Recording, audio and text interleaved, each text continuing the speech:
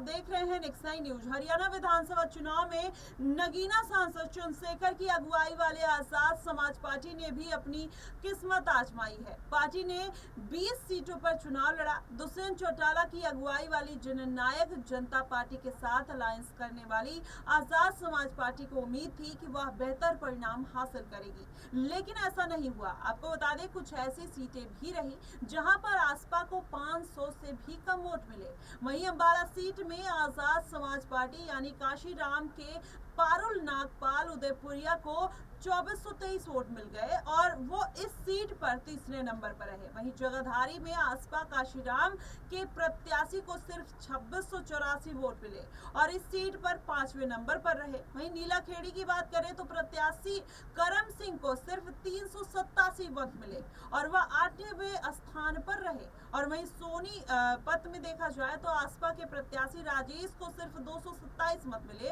और वो इस सीट पर 7वें नंबर पर रहे। महेंद्रगढ़ में आसपा के शशि कुमार को 464 मत मिले और वह 9वें नंबर पर रहे। रेवाड़ी की बात करें तो पार्टी में मोकी देवी को 206 वोट मिले, वह सीट पर 8वें नंबर पर रही। सोहना सीट पर देखा जाए तो आजाद समाज पार्टी के विनेश गुज्जर घाटा को 2040 वोट मिले और वह 7वें नंबर पर रही। तो ऐसी तमाम ऐसी सीटें हैं जहां पर चंद्रशेखर आजाद रावण को बड़ा झटका लगा और ऐसी नौबत भी आ गई कि कहीं ना कहीं जमानत ना जब्त हो जाए। जी हाँ, आपको बता दें, ऐसी तमाम सीटें हैं जहां पर चंद्रशेखर आजाद को झटका लगने के साथ साथ ये भी अब डर सता रहा है कि आने वाले दिनों में आखिरकार वो बिहार की राजनीति हो या फिर झारखंड की राजनीति हो, महाराष्ट्र की, वहां पर एंटर करें या ना करें, क्योंकि हरियाणा में इस तरीके का बुरा हाल होना कहीं ना कहीं माना यह जा रहा है कि चंद्रशेखर आजाद के लिए बड़ा झटका है। जहां पर नगीना सीट पर जीत दर्ज करने के बाद चंद्रशेखर आजाद का कॉन्फिडेंस था वो 7वें आसमान पर जाता हुआ नजर आया। वहीं इस तरीके से अब उनको शिकस्त मिलना कहीं ना कहीं उससे ये माना जा रहा है कि अब चंद्रशेखर आजाद रावण का बढ़ता हुआ कॉन्फिडेंस अब नीचे आ जाएगा और वो लगातार फिर से वही अपनी रणनीति अपनाने की कोशिश करेंगे जो उन्होंने उत्तर प्रदेश के चुनाव में अपनाई थी।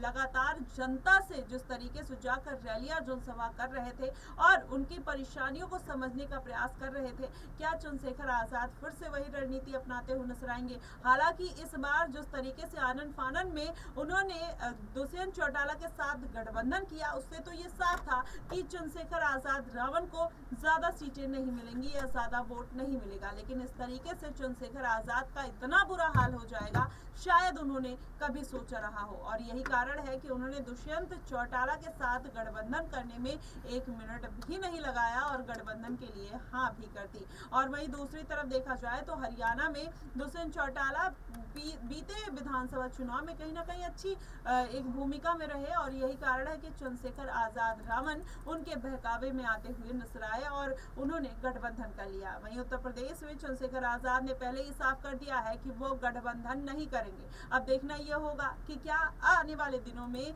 वो इंडिया गठबंधन का साथ कर लेते हुए नजर आएंगे या फिर अकेले ही चुनावी ताल ठोकते हुए नजर आ सकते हैं, क्योंकि ये बात इसलिए निकल कर आ रही है कि हरियाणा में उनको इतना बड़ा झटका लगा जबकि वो अकेले ही उनसे बेहतर प्रदर्शन करते हुए नजर आ सकते थे अगर वो समय रहते हुए सीटों पर अपने प्रत्याशियों का ऐलान कर देते। देखना दिलचस्प होगा कि आखिरकार हरियाणा की हार से चंद्रशेखर आजाद अलग अलग राज्यों में क्या सबक लेते हुए नजर आ सकते हैं। और वहीं अगर देखा जाए तो दिल्ली विधानसभा चुनाव में भी चंद्रशेखर आजाद ने पूरे ताल ठोकने की तैयारी कर ली है। देखना दिलचस्प होगा कि इसका क्या परिणाम आता हुआ नजर आएगा। फिलहाल इस मुद्दे को लेकर आपका क्या कुछ कहना है, आप हमें कमेंट बॉक्स में जरूर बताएगा। फिलहाल के लिए बस इतना ही। देश और दुनिया की तमाम खबरों के लिए हमारे साथ बने रहिएगा। Next time news.